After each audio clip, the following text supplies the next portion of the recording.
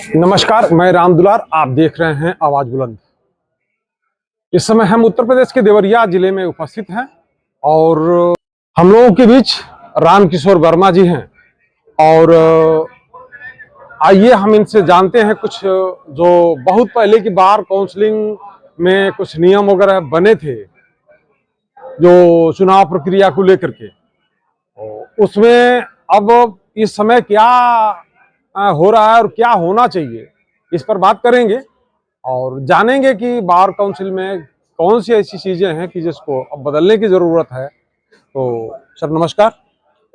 और हमारे लोगों को आप। मैं राम किशोर वर्मा और अधिवक्ता दीवानी न्यायालय जिला देवरिया और all India lawyers association for justice जी जिला इकाई देवरिया का मैं कन्वीनर भी हूँ। जी जी और आपके चैनल आवाज़ बुलंद को मेरी तरफ से, संगठन की तरफ से बहुत बहुत धन्यवाद कि आपने हमसे इस संदर्भ में बातचीत करने के लिए मौका दिया। जी। और आप जानते हैं इस समय पूरे देश के तमाम प्रदेशों में बार काउंसिल के चुनाव हो रहे हैं। जी। और उत्तर प्रदेश के अंदर भी बार काउंसिल उत्तर प्रदेश का चुनाव हो रहा है। जी जी। और ये चुनाव अभी इसी में 16 तारीख से 31 जनवरी के बीच में संपन्न हो जाना है। 4 यानी 16 जनवरी 2026 से लेकर के 25 जनवरी 2026 तक ये जो है हो जाएगा पूरे उत्तर प्रदेश भर में। हाँ, 31 जनवरी तक। 31 जनवरी 2026 तक 4 चरणों में चुनाव होना है। जी जी। स्टेट बड़ा है इसलिए 4 चरणों में पूरा होना। तो ये तो मान लीजिए कि एक बात है। और इसमें हमने एक प्रश्न ये उठाया है जी जी कि पूरे देश के अंदर तमाम बार काउंसिलों के समय से चुनाव नहीं हुए थे। 5 साल में चुनाव होता है जी जी। इसके लिए माननीय सुप्रीम कोर्ट ने एक ऑर्डर पास किया कि सारे स्टेट जो है समय से अपने चुनाव करवाएं। तो उसी को लेकर के ये इलेक्शन समय से बहुत हो रहे हैं और उत्तर प्रदेश का भी चुनाव थोड़ा डिले है जी जी। तो एक इसमें ये हो कि बार काउंसिल ऑफ इंडिया ने जी क्या किया है कि पिछले जब बार काउंसिल का चुनाव हुआ था तो मात्र 25,000 रुपया नॉमिनेशन फीस जी जी। इस बार उन्होंने उम्मीदवारों का जो चुनाव लड़ेंगे उम्मीदवार वो 25,000 रुपया दे करके और वो अपना पर्चा भर सकते हैं चुनाव लड़ने के लिए जी। इस बार बार काउंसिल ऑफ इंडिया ने क्या किया है कि वो फीस को बढ़ा करके उन्होंने 1.25 लाख रुपया कर दिया है।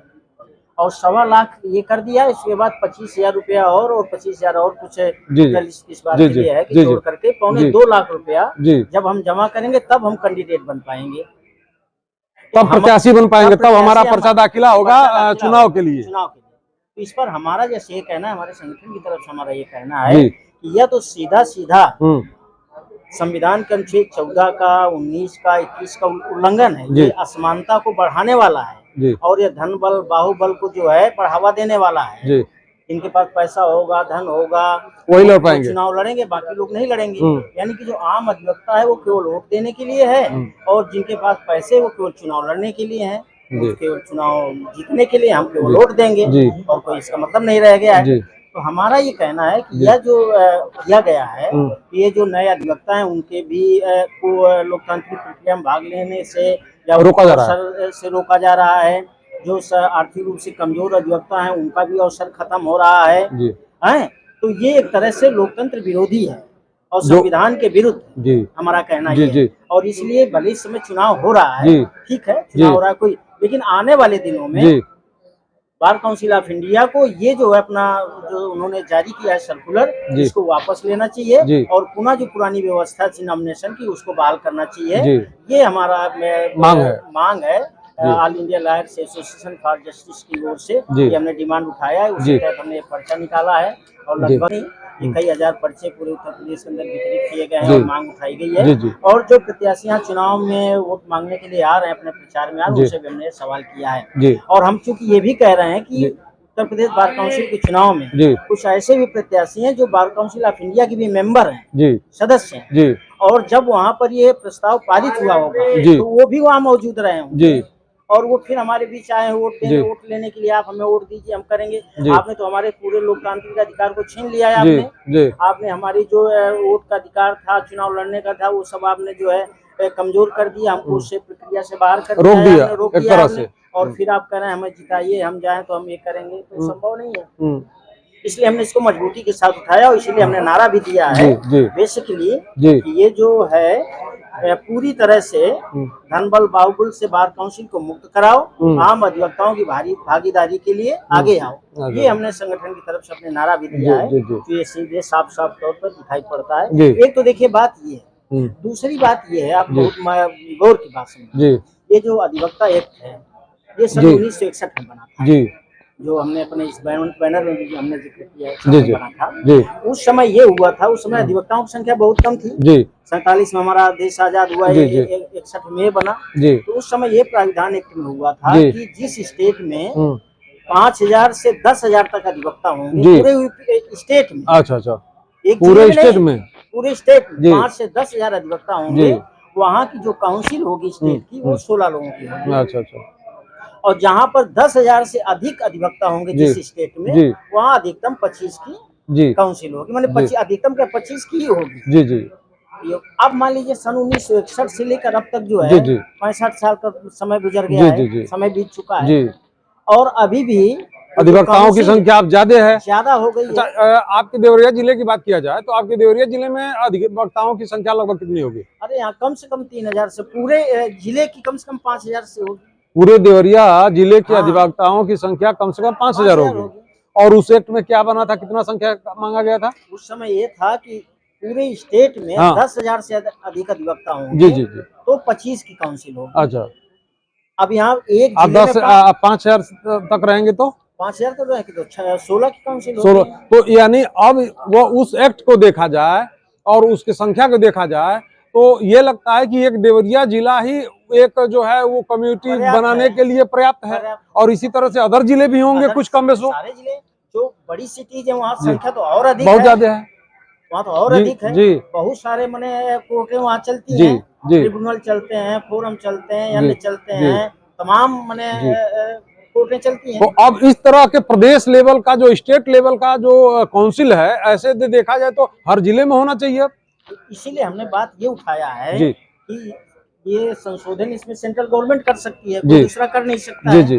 तो हमारा ये कहना है सेंट्रल गवर्नमेंट ये जो सन 1961 का अधिवक्ता एक्ट है इसमें संशोधन करें, और संशोधन के तहत एक जिले को एक निर्वाचन क्षेत्र घोषित किया है। जी। अब आप बताइए, पूरा उत्तर प्रदेश जो है, पूरा उत्तर प्रदेश जो है एक निर्वाचन क्षेत्र है, इतना बड़ा निर्वाचन क्षेत्र है।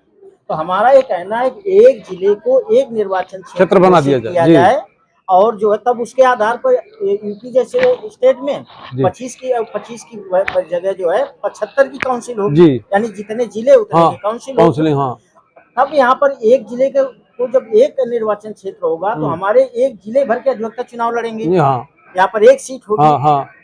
तो जब एक सीट होगी तो हमारे जो आम अधिवक्ता चुनाव लड़ सकेगा, कोई भी फाइट करेगा, तो ये नहीं होगा कि केवल पैसे वाला चुनाव लड़ेगा, कि धन की उसमें प्रभावशाली रहेगा। जी ये तो नहीं रहेगा। तो हमने इसलिए बात उठाया है कि एक जिले को एक निर्वाचन क्षेत्र घोषित करके अधिवक्ता एक्ट में उसके तहत संशोधन किया गया। और दूसरा हमने ये किया है कि ये वकालत पेशे में पहले जो है शुरुआती दौर में उस समय संभ्रांत परिवारों के लोग रहते थे, बड़े परिवारों से पैसे वाले परिवार के लोग केवल रहते थे, लेकिन अब अधिवक्ता पेशे में जैसे समाज के अंदर जागरूकता आई है, समाज में समस्याएं बढ़ी हैं, तो तमाम सामान्य परिवारों के भी लड़के पिछड़े हैं, दलित है, महिलाएं हैं, बड़ी तादाद में आदिवासी हैं लोग, इस वकालत पेशे में लोग आए। और आप देखिएगा बार काउंसिल में जब पैसे का खेल हो रहा है, ये 1.25 लाख रुपया, 1.25 लाख रुपया नॉमिनेशन की फीस लग रही है, तो जो कमजोर समाज के लोग हैं, जो आर्थिक रूप से कमजोर हैं, अधिवक्ता हैं, तो कभी उनकी भागीदारी नहीं हो सकती है चुनाव में, कभी वो जा ही नहीं सकते हैं। तो हमने कहा, इसीलिए कहा कि जो दलित है, आदिवासी है, पिछड़ा है, महिला है, इनको बार काउंसिल ऑफ के चुनाव में रिजर्व सीटें, रिजर्व कोटा होना चाहिए। और वह रिजर्व कोटा सर्किल वाइज उसका हर बार जो है कॉन्स्टिट्यूशन बदलती रहनी चाहिए। ये हमने एक डिमांड उठाया है। इसीलिए हमने ये अनुरोध किया है कि जो भी यहाँ प्रत्याशी वोट मांगने के लिए आ रहे हैं, तो उनसे हम यही कह रहे हैं कि आप ये काउंसिल जो भी चुनी जाएगी, आप ये बताइए ये कानून में संशोधन करने के लिए आप सेंट्रल गवर्नमेंट में दबाव बनाएंगे कि नहीं बनाएंगे। अच्छा। और बार काउंसिल ऑफ इंडिया ने जो नॉमिनेशन फीस अपनी इतनी बढ़ाया है, इसके खिलाफ आप खड़े होंगे कि नहीं खड़े होंगे, आप ये बताइए अधिवक्ताओं। और अन्य वेलफेयर तो बहुत सारी बातें हैं, तो खैर चलता रहेगा होगा। तो ये हमने मांग उठाया, ये मुख्य बात है। तो इनकी बातें आप लोगों ने सुना, और जो भी सक्षम अधिकारी हों इस बात को संज्ञान लेना चाहें, और ये जो तर्कपूर्ण बात इन्होंने उठाया है इस पर विचार विमर्श करते हुए इस पर जरूर ध्यान दिया जाए, जिससे ये आम लोगों के पहुंच तक ये व्यवस्था बन सके और समाज में समरसता और समानता की स्थापना हो सके। जो भी एडवोकेट वर्ग के लोग इस वीडियो को देख रहे हैं, सुन रहे हैं, इस इंटरव्यू को देख रहे हैं, सुन रहे हैं, अपने अपने स्तर पर अपने अपने क्षेत्रों में इसको उठाएं और इसको मजबूती के साथ जो भी अपने लीडर हैं उनके साथ रखें, शेयर करें, और इस पर विचार जरूर होना चाहिए। ये समयोचित मांग है, इसमें सबकी भलाई है। इस समय इतना ही, आगे फिर मिलते हैं। नमस्कार, जय हिंद, जय भारत, जय जवान, जय किसान।